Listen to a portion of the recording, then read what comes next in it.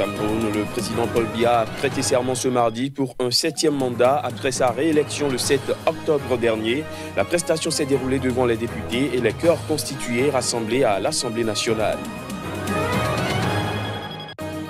7 ténors de l'opposition congolaise comptent désigner un candidat commun à la présidentielle de décembre prochain. Ce choix devrait intervenir lors d'une réunion prévue à partir de jeudi prochain à Genève, en Suisse. Et puis au Niger, le parti Convention démocratique et sociale a tenu son 8e congrès extraordinaire, à l'issue duquel les nouveaux dirigeants se sont fixés comme objectif de reconquérir leur place de premier grand parti du pays. Voilà pour les titres. Bonsoir à tous. Au Cameroun, le président Paul Biya a prêté serment ce mardi pour un 7e mandat après sa réélection le 7 octobre dernier. La cérémonie s'est déroulée devant les députés et les chœurs constitués rassemblés à l'Assemblée nationale de Yaoundé. Une cérémonie durant laquelle le président camerounais a reconnu les frustrations en zone anglophone. Voici les images. La prestation de serment du président Paul Biya pour un 7e mandat s'est déroulée ce mardi devant les députés et les corps constitués rassemblés à l'Assemblée nationale de Yaoundé. Le président camerounais a reconnu mardi les frustrations dans les régions anglophones du nord-ouest et du sud-ouest en proie à un conflit armé dans un discours prononcé après sa prestation de serment à Yaoundé. Je veux souligner que je me suis attentivement penché sur les frustrations et les aspirations de la grande majorité de nos compatriotes du nord-ouest et du sud-ouest. Un bon nombre de réponses à ces préoccupations et à ces aspirations sera apporté dans le cadre de l'accélération du processus de décentralisation en cours.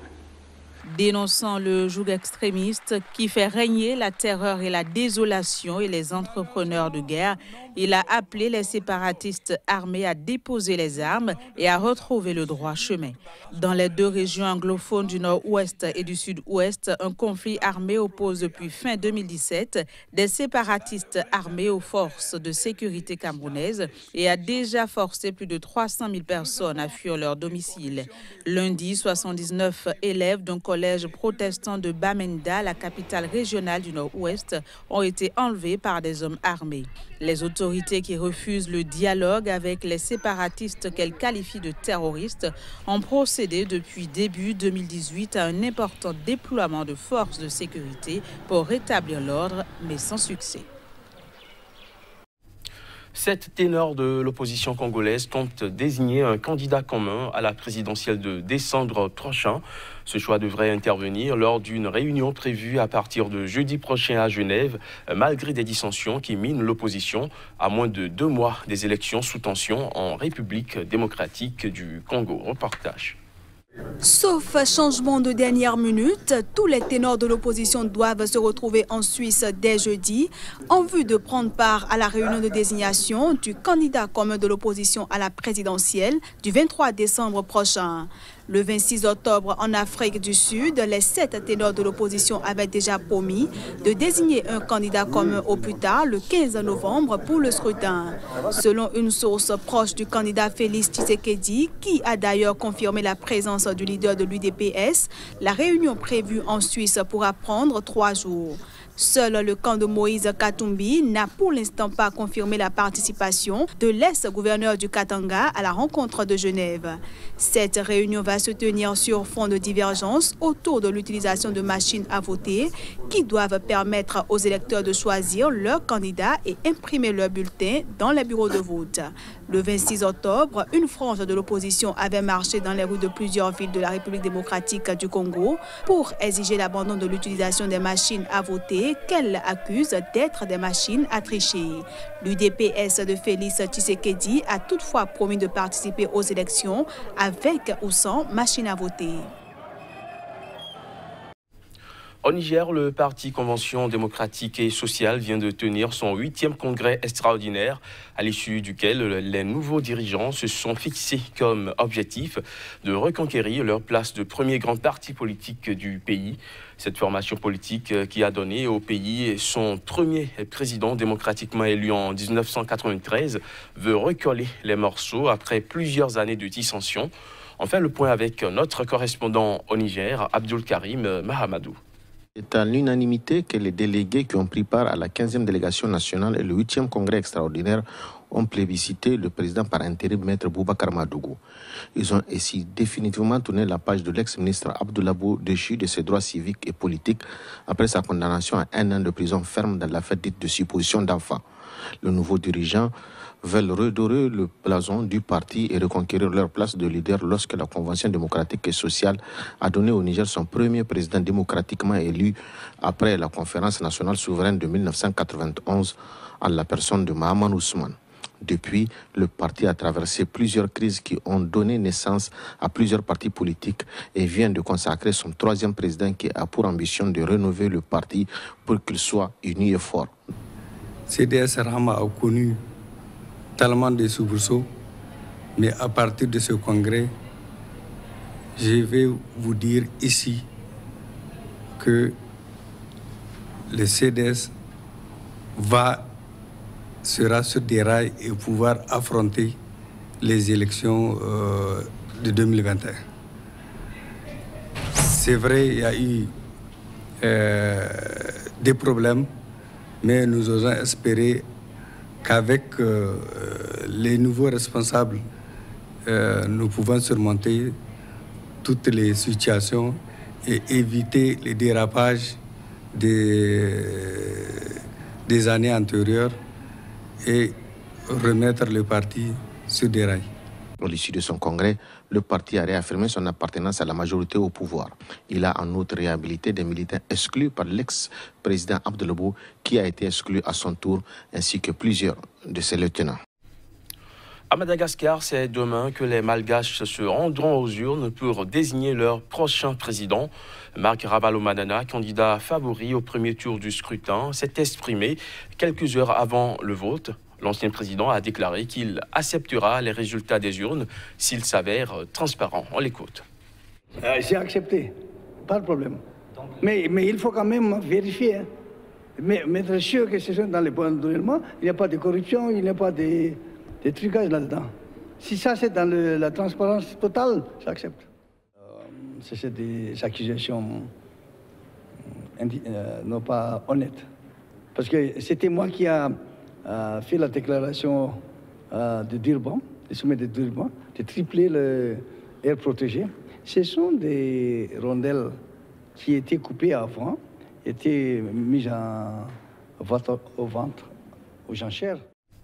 Restons à Madagascar où un autre candidat favori et ancien chef d'État, Andry Rajoelina, se veut pour sa part un président qui rassemble les Malgaches. C'était à l'occasion d'une interview accordée à nos confrères de l'Agence France Presse. On l'écoute. Il faut une alternance démocratique, il faut que le président soit élu, un président qui rassemble tout un peuple autour d'un projet. C'est pour cette raison que ce que je vais emmener pour les pays, c'est une convention, c'est-à-dire ce qui est écrit dans mon programme, nous allons le réaliser.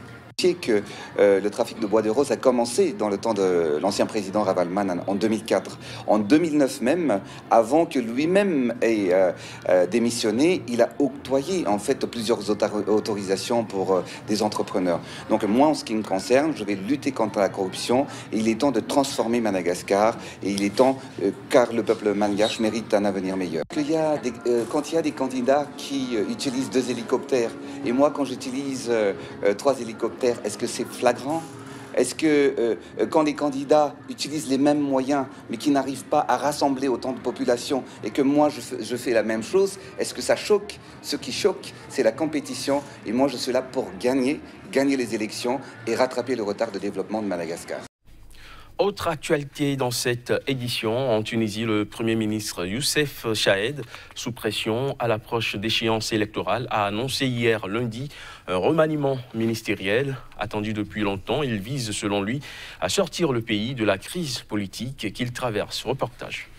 Remaniement ministériel au sein du gouvernement tunisien. Si le Premier ministre Youssef Chahed estime que le but de ce remaniement attendu de longue date est de sortir la Tunisie de la crise politique, il n'est pas approuvé par le président tunisien. La présidence de la République a en effet fait savoir qu'elle n'approuvait pas ce remaniement, signe que la classe politique tunisienne reste profondément polarisée par une forte lutte pour le pouvoir à l'approche des élections législatives et présidentielles prévues en 2019. En tout, 13 nouveaux ministres entrent au gouvernement, mais la plupart des principaux ministères ne changent pas de main. Youssef Chahed a indiqué avoir effectué ce remaniement pour former une équipe gouvernementale solidaire et respectable et qui peut assurer la stabilité dans le pays, résoudre les questions brûlantes et sortir de la crise politique. Chahed, 43 ans, nommé chef d'un gouvernement d'union nationale en août 2016, a dépassé en longévité tous ses prédécesseurs depuis la chute de Ben Ali en 2011. Une faction de son parti Nida Tounes, menée par le fils de Béji Caïd Essebsi, chef de l'État et fondateur du parti, ainsi que la puissante centrale syndicale UGTT, ont réclamé son départ pendant des mois. Au Bénin, l'allocution du chef de l'État béninois, le président Patrice Talon, au dernier sommet du G20 Afrique sur l'investissement, a motivé ce mardi la sortie médiatique de l'ancien président béninois Nicéphore Dieudonné Soglo. À ce discours, il reproche un ton qui ferait l'apologie de la répression syndicale et de la précarité. La République du Bénin et l'Afrique se réjouissent de l'intérêt constant et croissant que la République fédérale d'Allemagne porte au développement et à la renaissance du continent africain.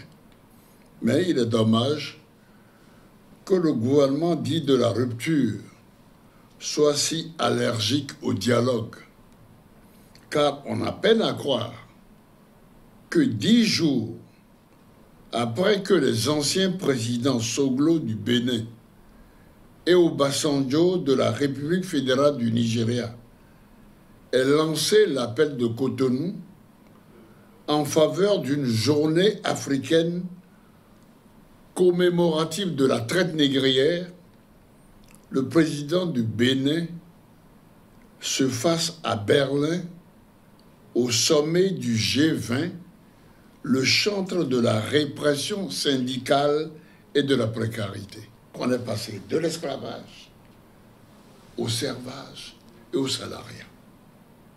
Il faut traiter ces questions avec délicatesse, tact et humanité. Si le pouvoir est un révélateur de la personnalité,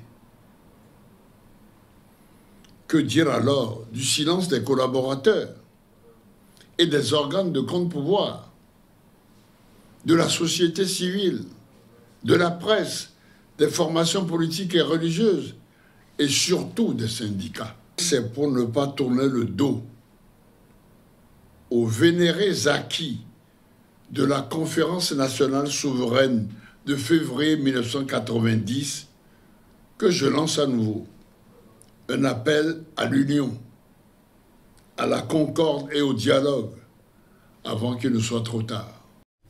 Voilà qui vient mettre un terme à cette édition, mesdames, messieurs. Merci de l'avoir suivi.